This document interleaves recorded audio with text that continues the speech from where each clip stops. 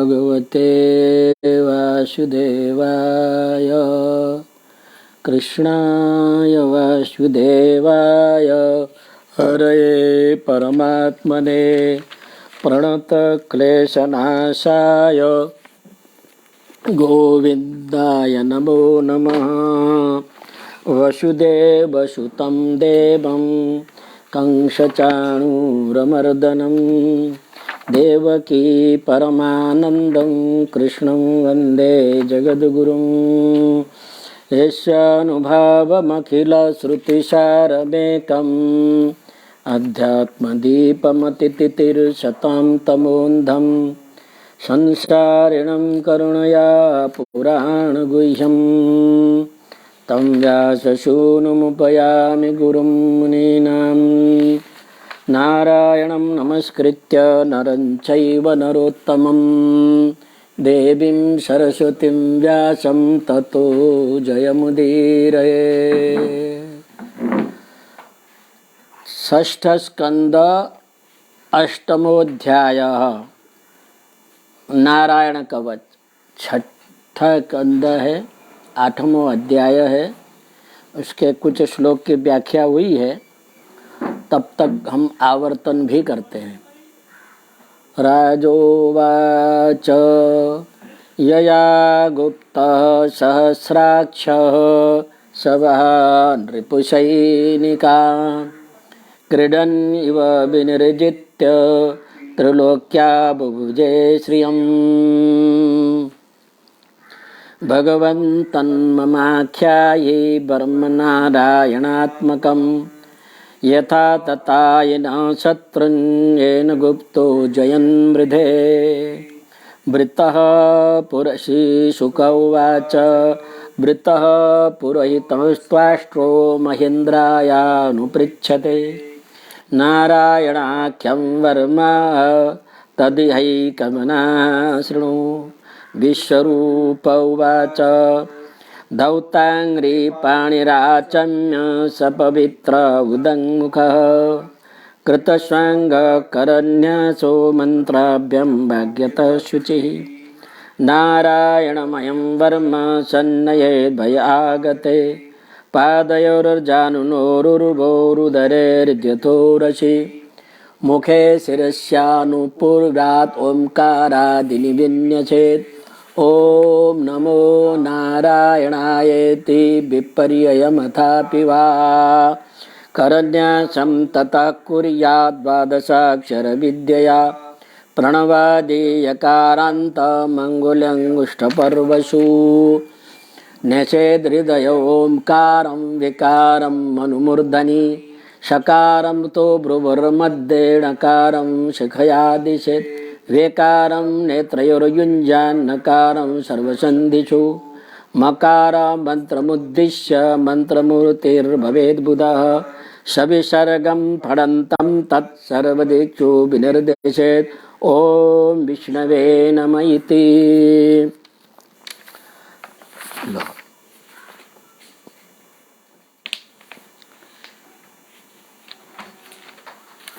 ओम विष्णवे नमः इति।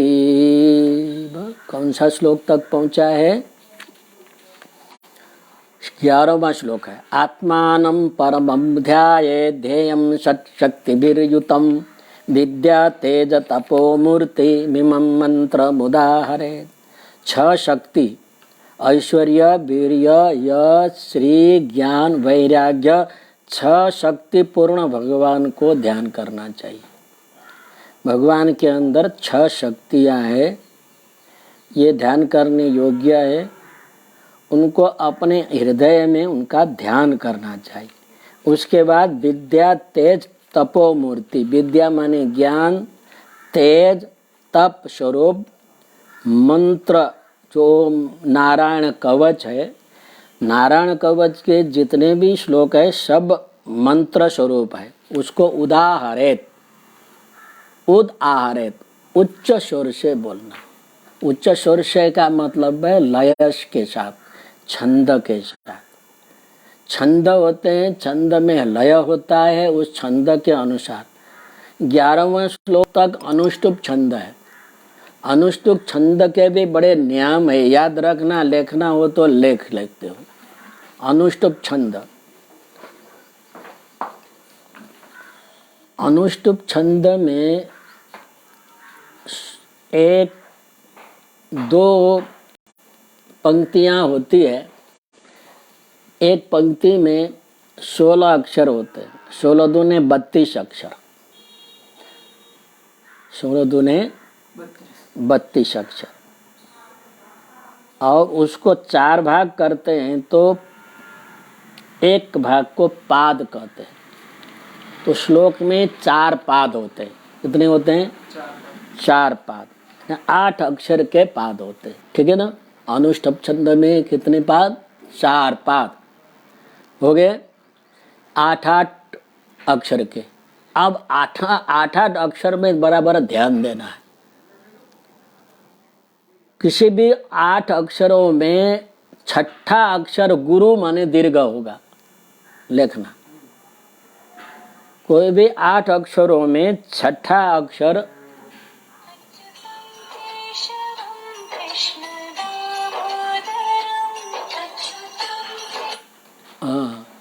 छठा अक्षर दीर्घ होगा, गुरु भी कहते हैं। गुरु, गुरु और दीर्घ में थोड़ा फर्क है। गुरु माने रस्व होते हुए भी पर में संयुक्त अक्षर हो, उसको हम रस्व को भी गुरु कहते हैं। क्या कहते हैं? गुरु। जैसे महिम्न है, म और न पर अक्षर होने से ही रस्व होते हुए उसको हम गुरु दीर्घ कहते हैं, महिम्न। तो छठा अक्षर गुरु होना चाहिए। 8 अक्षरों में से छठा अक्षर क्या होना चाहिए? दीर्घ अथवा गुरु। 5वां अक्षर लघु ह्रस्व।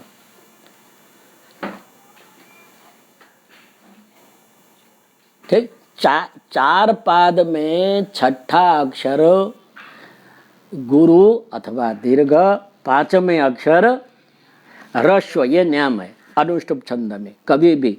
और ह्रस्व को दीर्घ बोलेंगे तो छंद भंग होगा और अर्थ नहीं मिलेगा, दोष लगेगा। तो याद करना, हमेशा 5वां अक्षर दीर्घ नहीं बोलना, ह्रस्व। छठा अक्षर दीर्घ बोलना। श्लोके षष्ठम गुरु गेयम, श्लोक में छठा गुरु गे। सर्वत्र लघु पंचमम, सर्वत्र 5 लघु है। चतुष्पादयो ह्रस्वम सप्तमम, पाद में दूसरा पाद, प्रथम पंक्ति के दूसरा पाद में और चौथा दूसरा पंक्ति के दूसरा पाद में 7वां अक्षर ह्रस्व होता है। क्या होता है? ह्रस्व। सर्वत्र नहीं, हाँ, द्वितीय और चौथा अक्षर में जो 4, बस इतना नियम समझोगे तो अनुष्टुप छंद का बराबर याद हो जाएगा। अनुष्टुप छंद का कोई भी एक श्लोक, मंगलम भगवान विष्णु, मंगलम गरुड़ध्वज, मंगलम पुंडरीकाक्षो, मंगलाय तनोहरि। ह्रस्व है तो हरि, देखो मंगलाय तनोहरि। मंगल मंगलम भग, 5वां ह्रस्व है। वार दीर्घ है। विष्णु मंगलम गरुड़ा ध्वज, गरुड़ा है वो छठा अक्षर है, परंतु धावाद दीर्घ होने, संयुक्त होने से दीर्घ। तो इस प्रकार से 4 पाद पर याद रखना। 8वें अक्षर पूरा होने के बाद यानी कि एक पाद में आधा विराम करना, आधा श्वास लेना।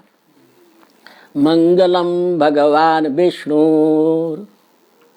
मंगलम गरुड़ध्वज। अंतिम में अक्षर ह्रस्व होते हुए भी दीर्घ माना जाएगा। ह्रस्व हो तो भी दीर्घ, दीर्घ हो तो भी दीर्घ, ये भी याद रखना अंतिम अक्षर।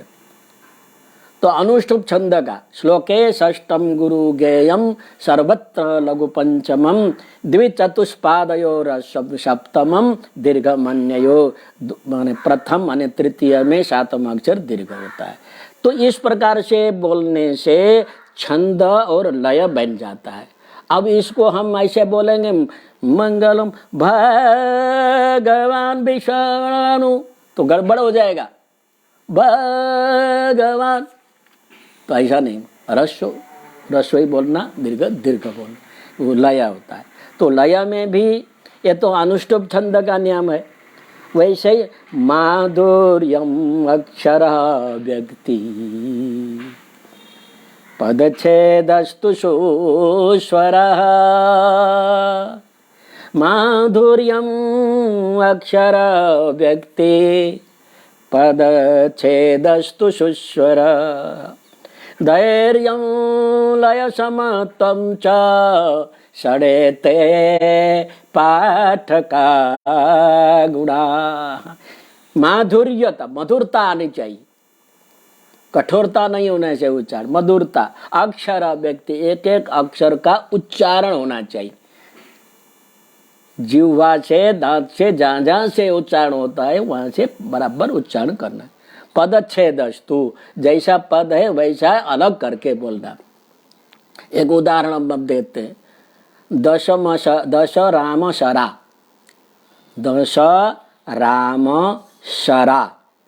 10 राम के सर है, तो हम ऐसे बोलेंगे दशरा और मशरा। क्या बोलेंगे? 10 राम के रा को हम पहले ले लेंगे, दशरा यानी मशरा। कहते हैं दशहरा तो दशहरा है, मशरा का अर्थ क्या क्या होगा? तो कुछ अर्थ नहीं, गड़बड़ कर दिया है। दश राम शरा, ऐसा पद विच्छेद, माने जैसा पद है अलग अलग करके बोलना है। दशहरा मशरा ना हो, हमारी भाषा में दशहरा मशरा बोलते, दशहरा मशरा से नहीं, दश राम शरा। એટલે પદ વિચ્છેદ का अर्थ ये है अलग अलग पद करके बोलना, नहीं तो अर्थ का अनर्थ बन जाता है। अक्षर व्यक्ति पद सुस्वर, सुंदर स्वर होना चाहिए, एक साथ में स्वर, जिस स्वर में आपने शुरू किया उसी स्वर में अंत तक। धैर्यम, धीरता भी होना चाहिए, लय भी होना चाहिए, ये पाठ के गुण है। तो इस प्रकार से पाठ करने से अर्थ हो। अनर्थ कैसे होता है? गीति शीघ्री, गीति गीत गाओ लय से ज्यादा, गीति शीघ्री शिरा कंपी, गीति शीघ्री शिरा कंपी यथा लिखित पाठक, अनर्थ अल्पकंठश्च षडेते पाठका। गीत गा के दो, रस को दीर्घ करो, दीर्घ को रस करो, उदात करो, अनुदात करो और गीत बना करके बोलो, तो ये दोष लगेगा। शीघ्रता भी नहीं होना चाहिए, मंगलाय तनवारी, इस प्रकार से शीघ्रता भी नहीं होनी चाहिए। शिर कंपी, ऐसा सिर करके। हर मुसलमान लोग अपने जो पढ़ते हैं ना गुरुकुल में, उनके जो क्या बोलते हैं गुरुकुल को, वहां पर ऐसे बोलते हैं, ऐसा हिलाकर बोलना पड़ता है। हमारे निषिद्ध है। शिरा कंपी तथा लिखित अलिखित पाठ का, जो लिखा हुआ नहीं हो ऐसे ही बोलो तो भूल जाते हो। अनर्थ, अर्थ भी आना चाहिए, बोलते समय अर्थ भी लगना चाहिए। अल्प कंठ, कंठ भी अल्प हो, माने अल्प कंठ का मतलब उच्चारण में जो कंठ ना जो स्वर है अर्ध स्वर नहीं बोलना चाहिए, ये भी अर्थ है। आप पाठ के दोष है, तो ये पाठ के दोष नहीं होने चाहिए अनुष्टुप छंद में भी, किसी भी छंद में। और इसमें 11 श्लोक तक अनुष्टुप छंद है, अंतिम में भी अनुष्टुप छंद है, बीच में उपजाति छंद है। क्या है? उपजाति छंद। 11 अक्षरों के छंद है। उपजाति में 2 छंद मिले जाते, 2 छंद, एक उपेंद्र वज्जा और इंद्र वज्जा, दोनों में 11-11 ही होते हैं। भेद क्या है? पहला अक्षर दीर्घ होता है, दूसरे में उपेंद्र वज्जा में पहला अक्षर रस्व होता है, उतना ही फर्क है। पर 11 अक्षर दोनों में दीर्घ रस्व दीर्घ ऐसे दोनों मिलकर के 11-11 अक्षर के 4 पाद हो, उसको यहाँ उपेंद्र वज्जा उपजाति छंद कहते हैं। इंद्र वज्जा उपेंद्र वज्जा 2 छंद मिलकर के यहाँ उपजाति छंद है। तो आगे जो मंत्र है, 4 पाद के मंत्र है, वो उपजाति छंद है। देखना, एक पाद में 11 अक्षर है, गिन सकते हो, बराबर ना। हरि 1 2 3 4 5 6 7 8 9 10 11, ठीक है ना। रक्षा तक 11 है, दूसरे में भी 11, तो तीसरे में, इस प्रकार से 11 अक्षर होते। तो इस प्रकार से उच्चारण होना चाहिए, तब जाकर के उच्चारण का फल, पाठ का फल मिलता है। ओम हरिर्विदध्यान मम सर्वरक्षा न्यस्तांग्रि पद्म पतगेन्द्र पृष्ठे दरारि चरमा गदेषु चाप चरमासि गदेषु चाप पाषाण्डदानोष्ट गुणोष्ट बाहु। प्रथम मंत्र है हरिः विदध्यात्, पद विच्छेद, हरिः विदध्यात् मम सर्वरक्षा न्यस्तांग्रि पद्म पतगेन्द्र पृष्ठे दर आरि चर्म अशि गदेषु चाप पाषाण दधानः अष्टगुणाः अष्टबाहु। पद विच्छेद यहाँ है। ओम, ओम शब्द है। हरि कैसे है? ओमकार स्वरूप है। ओमकार विद्यु संयुक्तम नित्यम ध्यायन्ति योगिनः कामदम मोक्षदम जैव ओमकाराय नमो नमः। जो ओम है, काम मोक्ष को देने वाला ओमकार है। ओमकार आदि अंत में ओमकार का उच्चारण होना चाहिए, और भगवान का त्रिस्वरूप का भगवान का स्वरूप है ओमकार। त्रिवेद रूप धारण करने वाले परब्रह्म स्वरूप श्री हरि। श्री हरि का अर्थ क्या हुआ? ओम श्री हरि। ओम का अर्थ हुआ त्रिवेद रूप। त्रिवेद माने ब्रह्मा विष्णु महेश्वर रूप धारण करने वाले हरि। हरति कष्टान इति हरि। हरि की व्याख्या हम क्या करेंगे? त्रिस्वरूप तो है, पर कष्ट को हरण करने वाले होने से ये हरि है, श्री हरि। वो श्री हरि कैसे हैं? पतगेन्द्र पृष्ठे। देखो, पतगेन्द्र पृष्ठे मिला ना शब्द। पतगा नाम इंद्र, पतगेन्द्र, पतग माने पक्षी, उसका इंद्र माने श्रेष्ठ। पक्षी श्रेष्ठ कौन है? गरुड़। पतगेन्द्र पृष्ठ माने गरुड़ के पृष्ठे, पृष्ठ भाग में। पतगेन्द्र पृष्ठे, पक्षियों में श्रेष्ठ गरुड़ के पीठ पर। लग गया अर्थ? पतगानाम इंद्र पतगेन्द्र गरुड़ाः तस्य पृष्ठे, पृष्ठ भागे, गरुड़ के पीछे पीठ भाग में न्यस्तांग्रि पद्म, न्यस्तौ अंग्रि पद्म धारण किया है चरण कमल जिसने। यानी गरुड़ के पीठों पर जिसने चरण कमल को धारण किया है। ठीक। न्यस्तांग्रि पद्म, न्यस्त माने धारण किया है, अंग्रि पद्म, अंग्रि माने चरण, ये चरण ही पद्म माने कमल है। चरण कमल को गरुड़ के पीठों पर रखने वाले। अर्थ आया?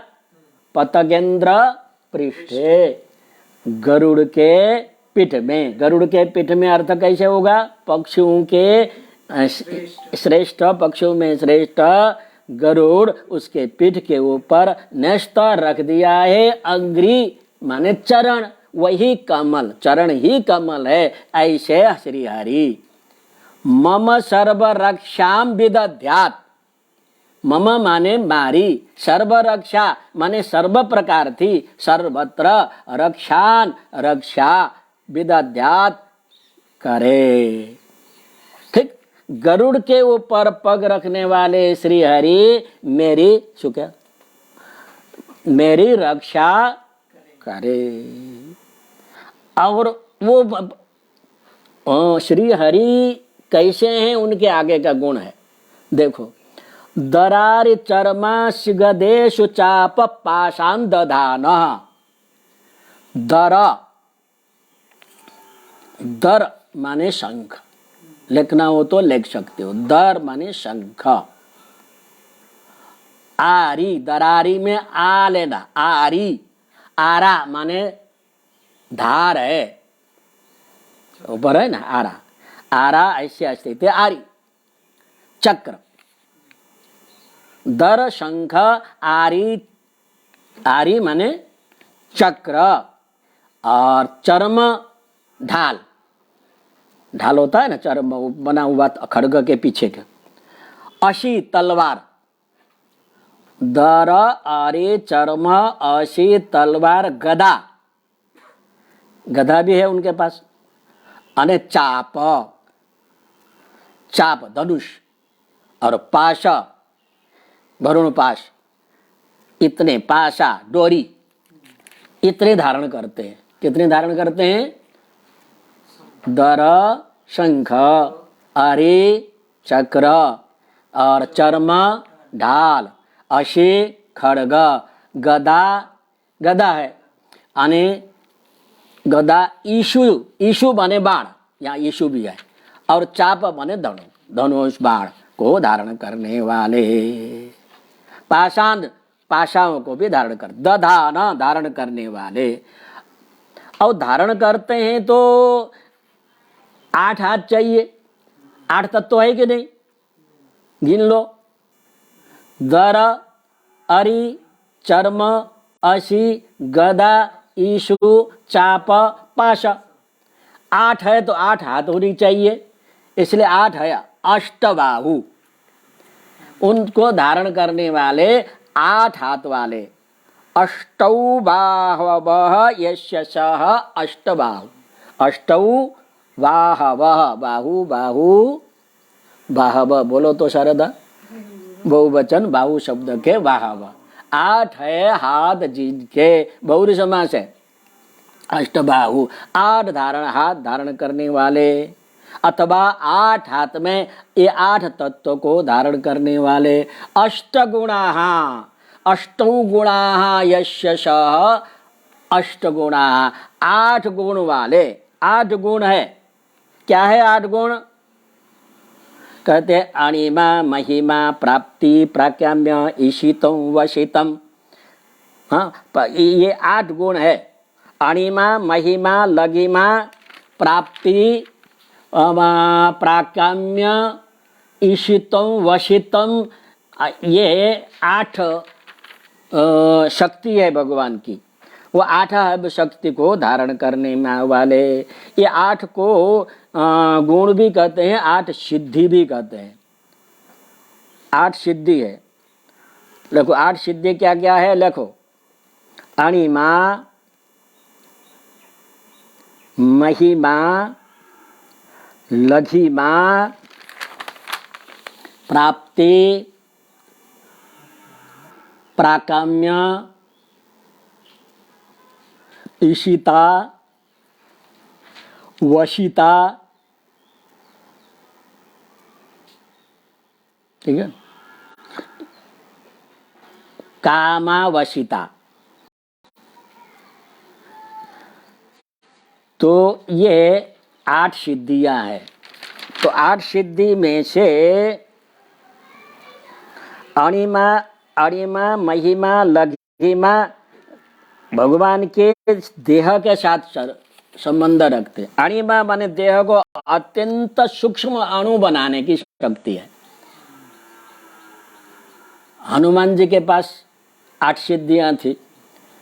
भगवान ने, हनुमान जी श्रीलंका में गए और लंका में प्रवेश किया तो मशक समान भय हनुमाना। मशक के समान बन करके अंदर प्रवेश करिए। सीता के सामने जाकर के अपना परिचय दिया, अंगूठी दी, तो प्रसन्न हो करके तो अष्ट सिद्धि नवनीति के दाता असबर दीन जानकी माता। माता ने 8 सिद्धियां उनको हनुमान जी को दी थी। तो तीन शक्तियां हैं, अणिमा, महिमा, लघिमा। अणिमा माने अणु बनाना शरीर को, महिमा माने विशाल बनाना, अत्यंत विशाल। लघिमा अत्यंत लघु बनाना, हल्का बनाना। अने प्राप्ति, प्राप्ति माने जो भी प्राप्त करने की इच्छा होती है वो प्राप्त कर सके, उसको प्राप्ति कहते। ईशिता, सर्वत्र व्यापक होना। वशिता, सबको वश में करना। तो काबा वशाय, तो जे सुख चाहे उस सुख को प्राप्त करना। ये सिद्धियां 8 सिद्धियां है। ठीक है, 8 सिद्धि। उसी प्रकार नवनिधि भी है। हनुमान जी को नवनिधि भी दी थी। नवनिधि में पद्मनिधि, महापद्मनिधि, नील निधि, मुकुंद निधि, नंद निधि, मकरंद निधि, कच्छप निधि, शंख निधि, इसी पर खर्व निधि।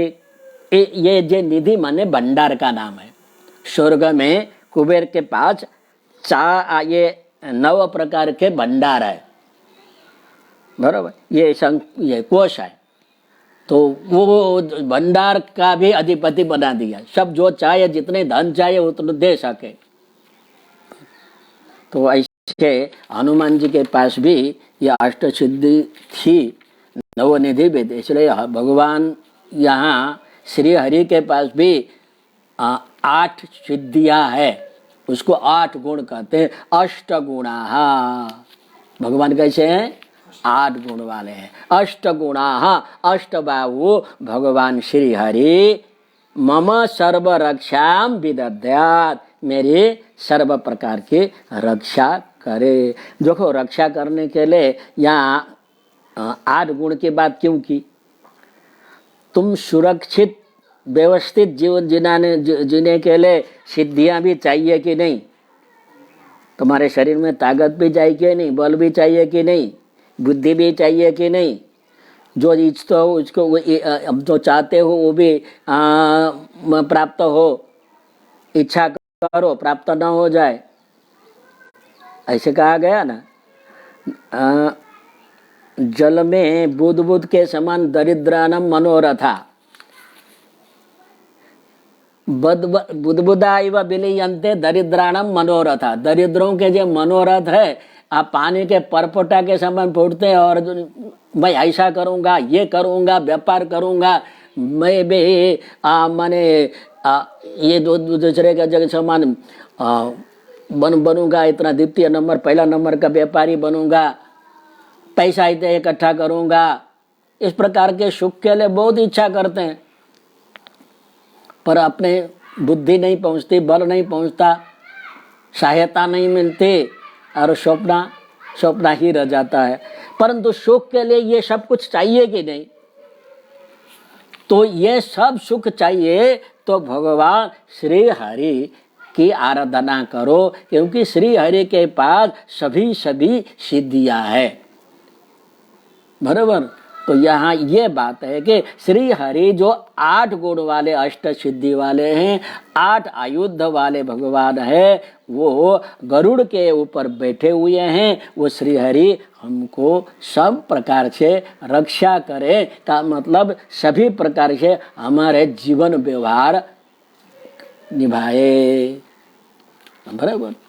तो फिर एक दफे बाँचो। ओम हरिर्विदध्यान मम सर्वरक्षा, नस्तांग्रे पद्मा पतगेन्द्र पृष्ठे, दरारे चारमा सिगदेषु चाप, पाशान् ददानोष्ट गुणेषु बाहु।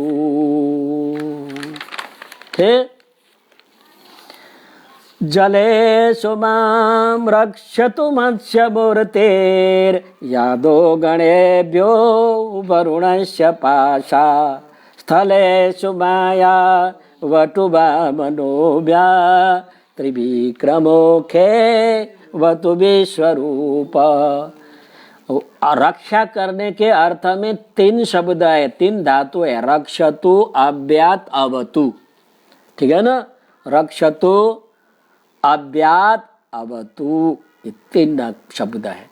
जलेशो, जल में, मत्स्य मूर्ति ही, मत्स्य रूप धारण करने वाले भगवान, मत्स्यावतारी भगवान विष्णु। जलेशु, जल में, माम, मुझको, रक्षतु, रक्षा, किससे रक्षा करे? यादो गणेभ्यः, जलचर जंतु से। जलचर जंतु बहुत हिंसक होते हैं, बराबर। जल में चलने वाले मगर, मच्छी वगैरह कोई भी हो, जल में हम तर रहे हैं, हाँ, तो वो जल में जल जंतु हमको पकड़े नहीं, उनसे रक्षा करे। वरुणस्य पाशाद, जल में चलते चलते वरुण के पाशा, वरुण के अपमान होता है। जल में हम चलते हैं तो स्नान भी करते हैं, समुद्र आदि में, नदी में हम स्नान करते हैं, तो नग्न होकर के अगर हम स्नान करते हुए तो वरुण देव रुष्ट हो जाते, तो हमको पकड़ लेते हैं। पकड़ लेना माने कुछ अनेक प्रकार के रोग उत्पन्न करते हैं शरीर में। जलोदर आदि रोग होते हैं, जलोदर आदि रोग होते हैं, तो जल संबंधी रोग होते हैं, लोही के में विकार आता है, बराबर। तो ये वरुण के रोष से भी भगवान मत्स्य अवतार भगवान हमको रक्षा करे, ठीक है ना। कहाँ रक्षा करे? जल में। जल में हम कब होंगे? या तो जल में तरते समय होंगे, स्नान करने के लिए जाएंगे, उसमें मगरमच्छ वगैरह पकड़े नहीं, और हम वहाँ जल में जा करके पाप कर्म न करें, वरुण देव के मर्यादा का भंग न करें, एक। और दूसरे, हम नौका में चलते हैं, होड़ी में चलते हैं, चलते चलते होड़ी उलट जाए, पड़ जाए नीचे, वो भी भय होता है। तो होड़ी में चलते समय, नौका में चलते चलते नौका हम डूबे नहीं पानी में, इसलिए भगवान मत्स्य मूर्ति याद करे। अब कहते हैं माया बटु वामन, माया से बटु बने हुए वामन भगवान, माया से बालक बने हुए वामन भगवान स्थलेषु अभ्यात, जब पृथ्वी में होते हैं, पृथ्वी में तो हम सदा सर्वदा होते हैं, गाड़ी में चलते हैं तो भी पृथ्वी के सहारे, गाड़ी में चलते चलते भी एक्सीडेंट का भय होता है, टायर फट जाता है, एक दूसरे से गाड़ी टकरा जाती है, चलते चलते गाड़ी में से नीचे गिर जाते हैं, कभी कभी वो खड़े हो जाते हैं, गाड़ी आकर के टकरा जाती, अपने चलते चलते पग भी फिसल जाता है, गिर जाते। ज्यादा से ज्यादा भय पृथ्वी में ही होता है, घर के अंदर भी हो, भूकंप आ जाता है और घर गिर जाता है, पंखा गिरे माथा में पड़ जाता है, हाँ, उसमें भी मर जाता। तो पृथ्वी में तो भय ही भय है ज्यादा। इसलिए वो वामन भगवान जब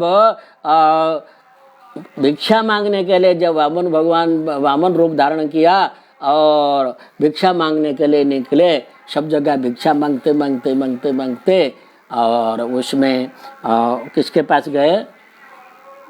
बलि राजा के पास गए। जाते जाते ऐसे घूमते रहते हैं। तो ऐसे वामन भगवान हमको स्थल में चलते समय, भूमि ऊपर चलते समय अव्यात रक्षा करे। अब हम आकाश में भी होते हैं, वायुयान में, कनाडा जाना हो, अमेरिका जाना हो, अरे कहाँ बेंगलोर जाना हो, प्रभाकर को बेंगलोर जाना ही पड़ता है। बस में, ट्रेन में जाए तो कितने दिन लग जाते, आकाश में उड़ते ही पड़ते, उसमें तो ज़्यादा भय होता है, कभी कभी वो भी गिर जाते विमान।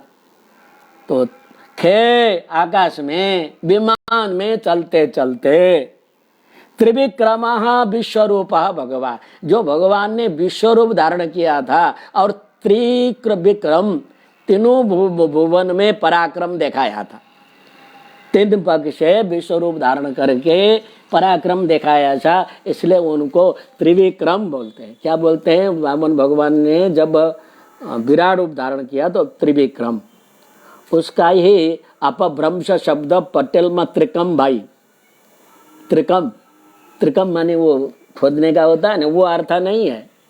त्रिविक्रम शब्द से त्रिकम बना है। तीन पक्ष से तीनों भुवन को आक्रमण करने वाले विश्व रूप भगवान जो वामन का ही अवतार है, वो खे अवतु, खे माने आकाश में रक्षा करे विमान में चलते समय।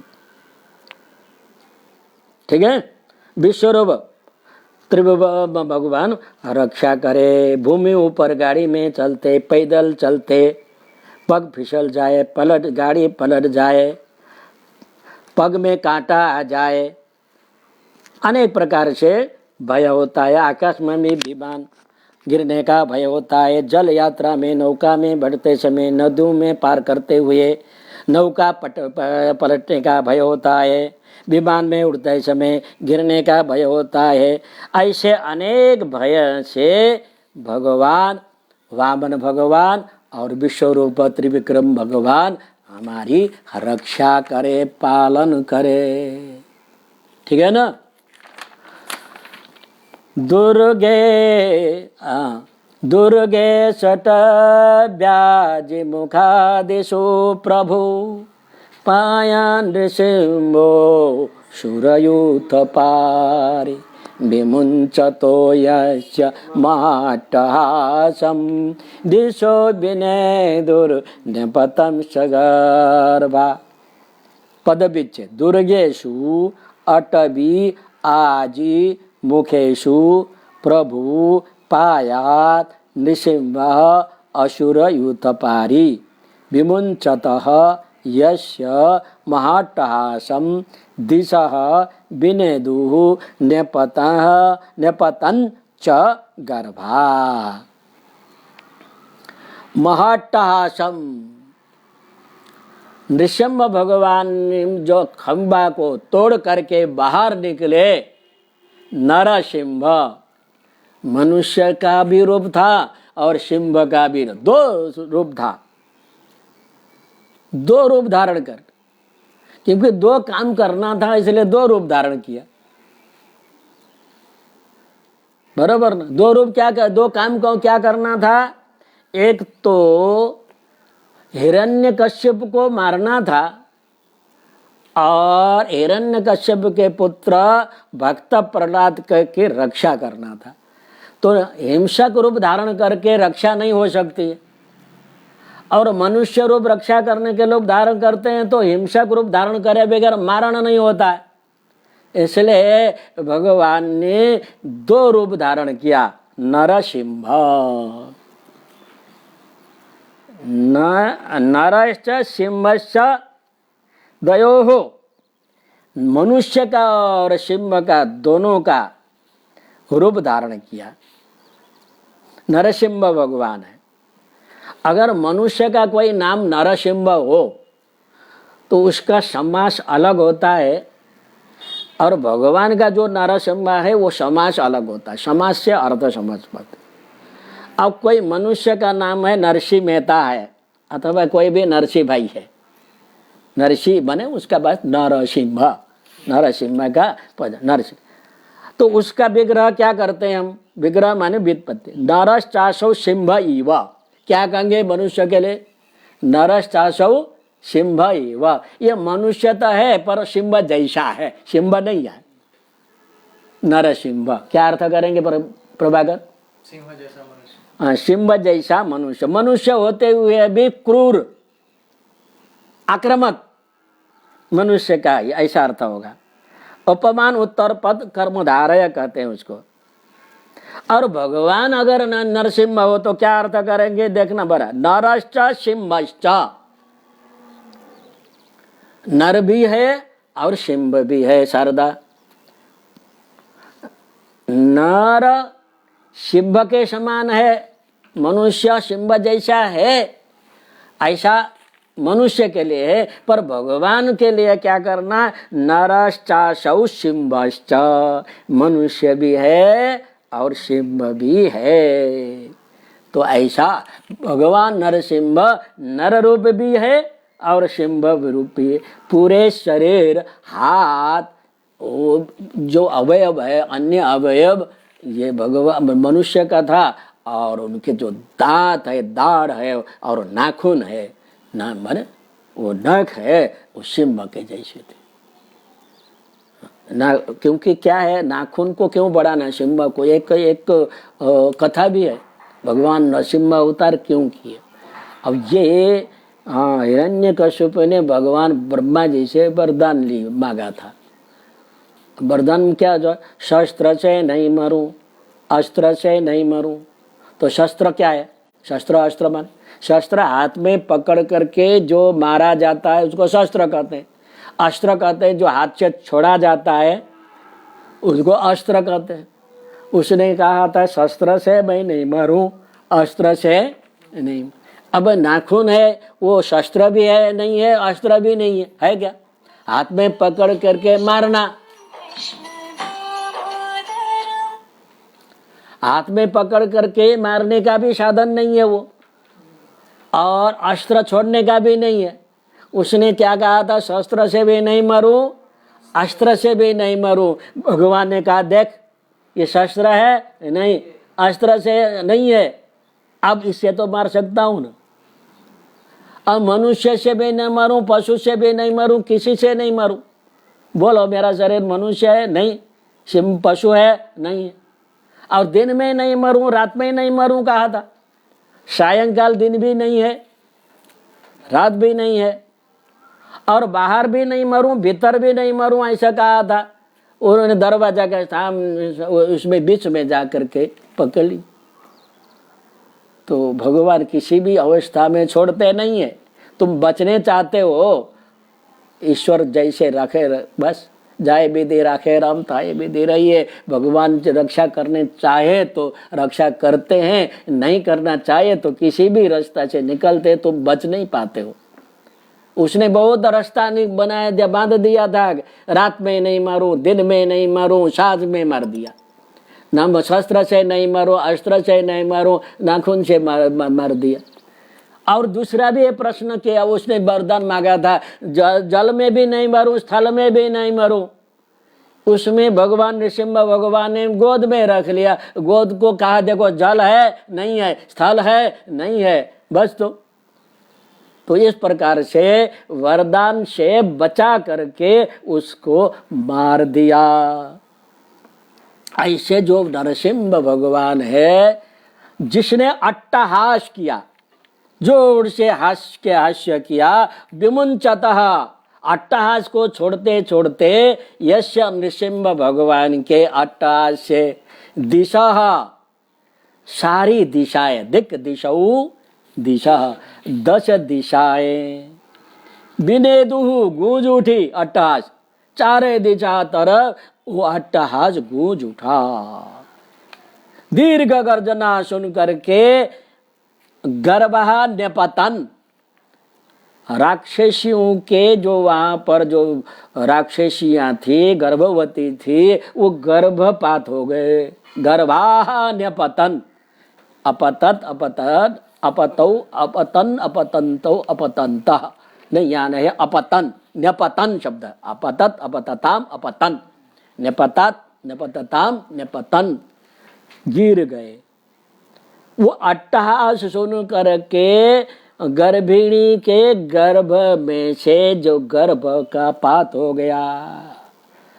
ऐसे अट्टहास करने वाले शूर यूथप आरी, शूर असुर यूथप आरी, निशिम्भो में आए, असुर यूथप आरी, असुराणाम यूथ, असुर यूथप, यूथस्य प, यूथप अथवा यूथम पातीति यूथप, असुरों के यूथ बने समूह को रक्षा करने वाले असुर नायक हिरण्यकश्यपु, तस्य अरि, उसका शत्रु।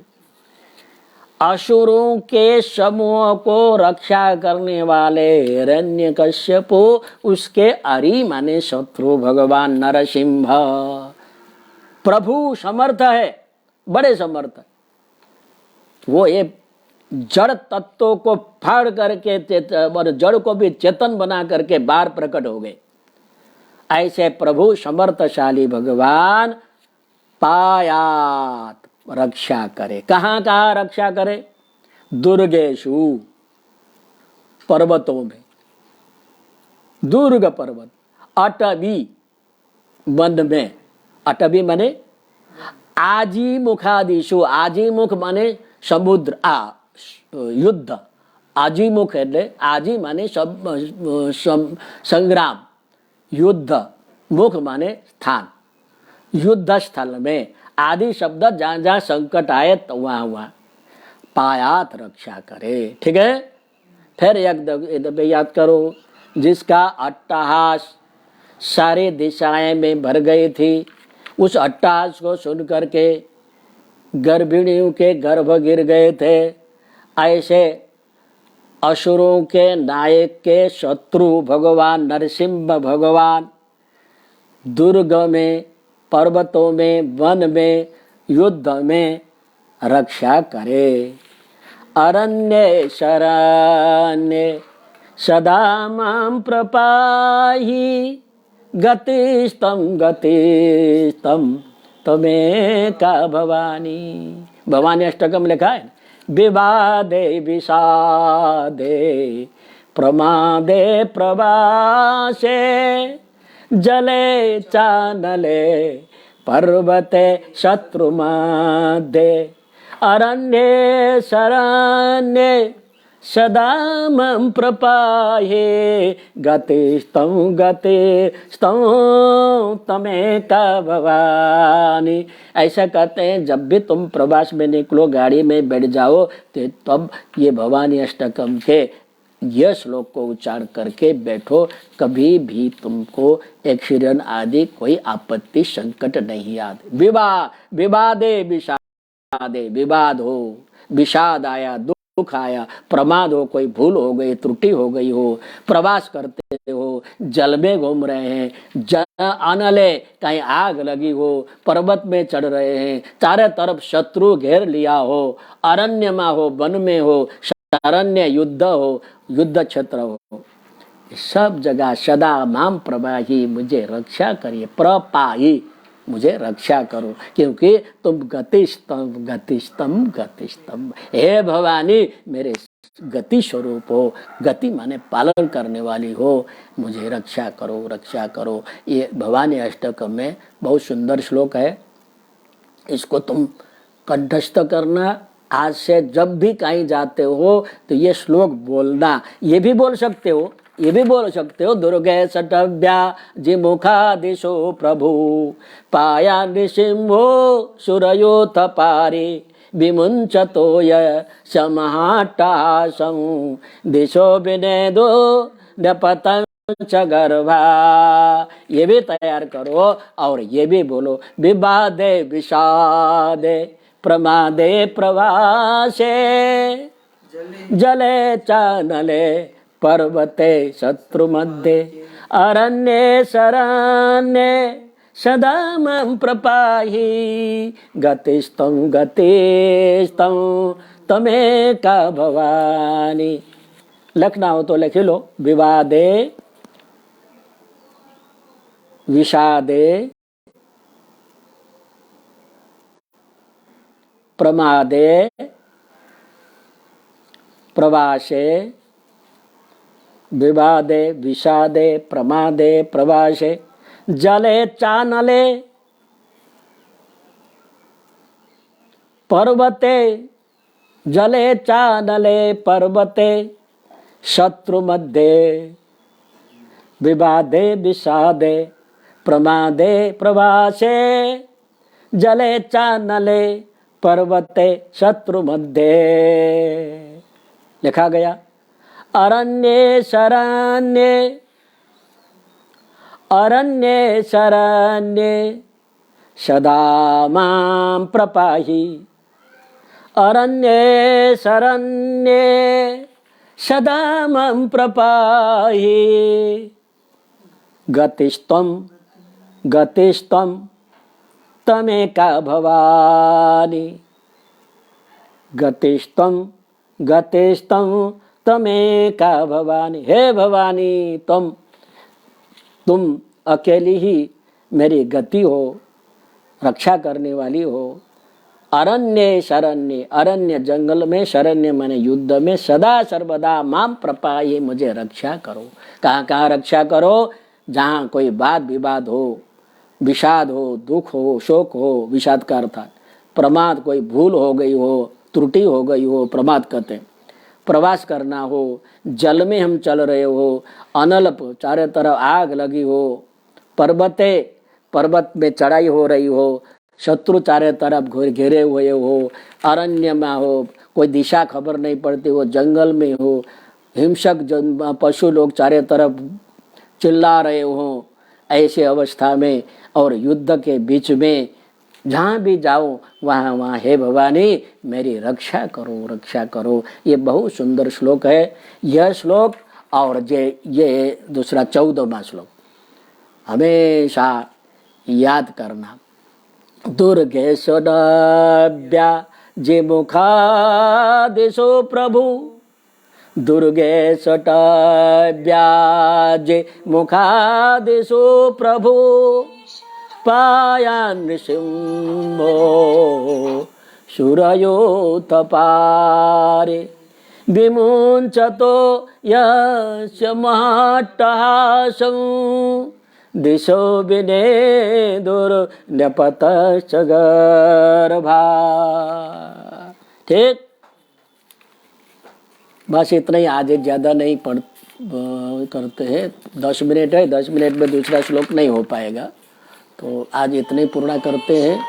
बाहर से फ़ोन भी आ रहा है, उनसे जो करते हैं, तो बस 2 मिनट में किसी का कोई प्रश्न हो तो प्रश्न का उत्तर हम दे सकते हैं 2 मिनट।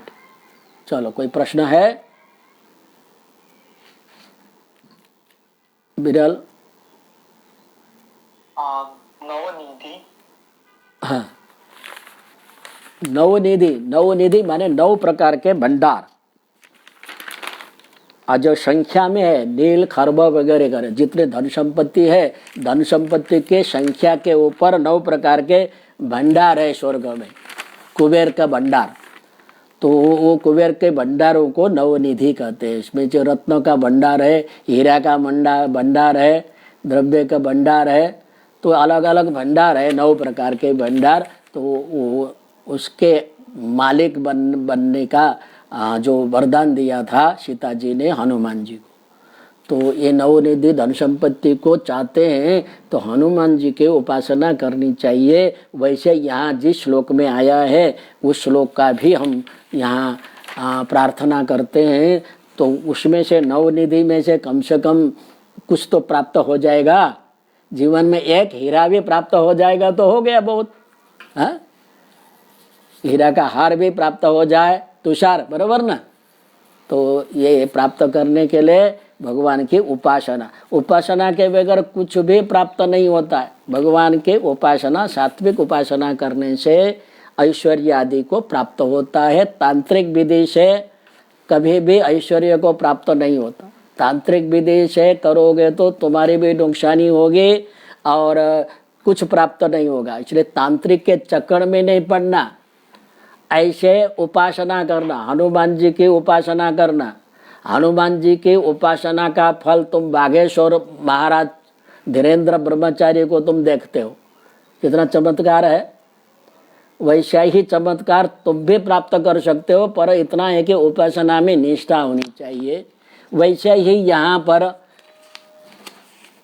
नारायण कवच कहते हैं। मैं अभी स्वामी नारायण के बारे में कुछ वाचता था तो उसमें लिखा, स्वामी नारायण भगवान में इतना चमत्कार कहाँ से आया।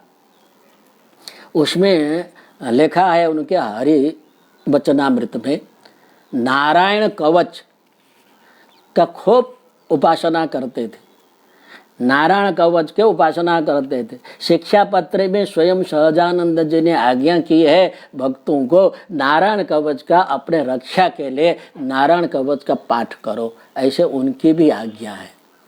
तो ये नारायण कवच अद्भुत रक्षा मात्र नहीं, धन संपत्ति सब देने वाला है। कोई भी आपत्ति आ जाए, मन दुख हो, मन में कोई खेद उत्पन्न हुआ हो, बेचैनी हो रही हो, तो बैठ जाओ सस्वर सुंदर आसन में बैठ करके ये नारायण कवच का पाठ करो, देखो क्या मजा आता है, क्या आनंद आता है, करके देखो, अपने अनुभव करो। विज्ञान का अर्थ है अनुभव, ज्ञान का अर्थ है गुरु के मुख से जो उपदेश सुनते हो, समझते हो। गुरु मुख से सुन करके समझने का नाम ज्ञान है, स्वयं अनुभव करने का नाम विज्ञान है। ज्ञान विज्ञान का अर्थ कोई दूसरा एक कोई नहीं है। तो ज्ञानम विज्ञान सहितम, ऐसे भगवान गीता में भी कहते हैं, सर्वत्र कहते हैं।